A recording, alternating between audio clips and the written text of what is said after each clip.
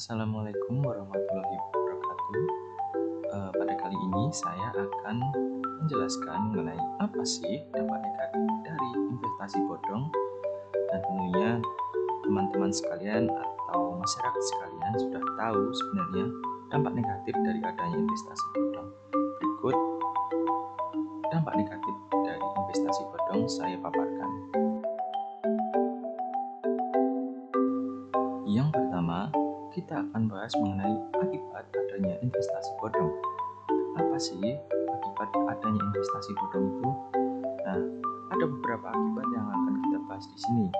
Yang pertama, itu ialah dapat digunakan untuk tindak pidana pencucian uang atau untuk pendanaan terorisme. Seperti itu ya, akibat adanya investasi bodong. Nah, kedua, itu data atau informasi pengguna itu dapat disalahgunakan oleh pihak yang menyelenggarakan investasi bodong tersebut. Nah, yang ketiga, itu tidak ada perlindungan terhadap pengguna atau terhadap investor. Jadi, tidak adanya perlindungan itu seperti dikaitkan dengan alasan yang kedua atau akibat yang kedua, di mana data dan informasi pengguna itu dapat disalahgunakan seperti itu. Nah, kemudian yang selanjutnya, yang keempat, ialah potensi penerimaan pajak itu tidak ada. Nah, investasi bodong itu kan ilegal.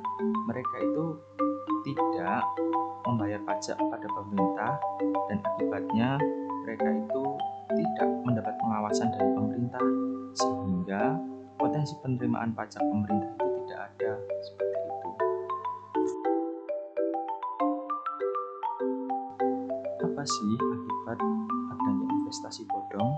Nah, akibat yang kelima ini dapat menimbulkan ketidakpercayaan terhadap fintech peer-to-peer lending, di mana masyarakat yang sudah merasa dibohongi itu kemudian tidak percaya terhadap fintech peer-to-peer lending yang legal sekalipun, seperti itu.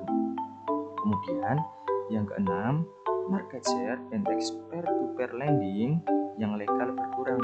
Akibat tidak ada kepercayaan masyarakat terhadap fintech peer-to-peer lending yang legal, akibat adanya masyarakat yang dibohongi oleh investasi bodong, maka market share fintech peer-to-peer lending yang legal akan berkurang karena minat masyarakat terhadap fintech peer-to-peer lending kurang akibat dibohongi oleh investasi bodong tersebut. Apa sih dampak negatif adanya investasi bodong? Nah, dampak yang pertama itu ialah entitas usaha yang ditutup karena tidak memiliki izin. Kemudian dampak yang kedua itu merugikan masyarakat akibat penipuan dengan produk investasi yang mencapai triliunan rupiah.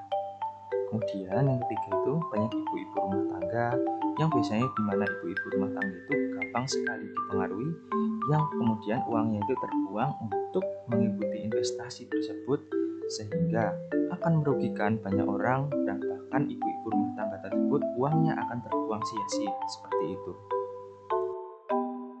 Oke, yang selanjutnya ialah faktor penyebab adanya investasi bodong. Nah, faktor yang pertama itu lemahnya sistem arsitektur pengawasan keuangan di Indonesia. Nah, lemahnya sistem ini kemudian menjadi celah untuk orang-orang yang tidak bertanggung jawab untuk mendirikan suatu investasi bodong seperti itu. Kemudian yang kedua, tidak adanya pertukaran informasi antar lembaga pengawasan keuangan. Nah, hal ini juga menjadi celah bagi orang-orang yang tidak bertanggung jawab untuk mendirikan investasi bodong seperti itu. Kemudian penyebab yang ketiga ialah masih tingginya egosentris di antara lembaga pengawas atau lembaga keuangan seperti itu, sehingga menyebabkan orang-orang yang tidak bertanggung jawab bisa mendirikan investasi bodong itu secara leluasa seperti itu.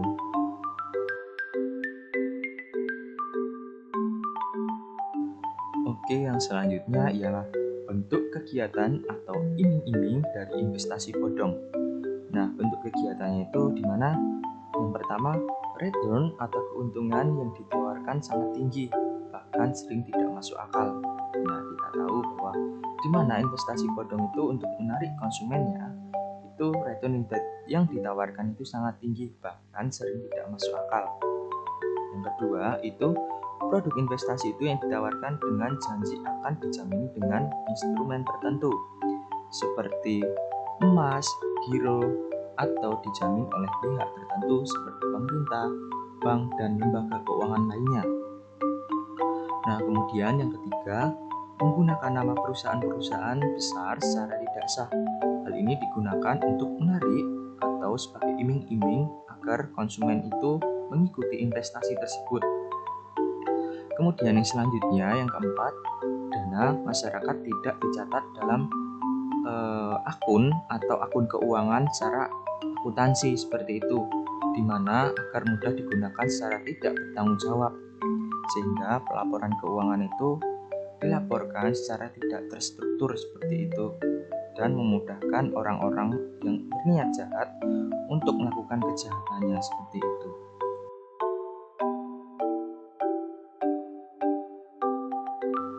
Oke, yang selanjutnya, apa saja tindakan investasi bodong terhadap masyarakat? Nah, yang pertama itu, masyarakat itu banyak diiming-imingi dengan keuntungan yang sangat menggiurkan atau dengan bunga di luar batas kewajaran.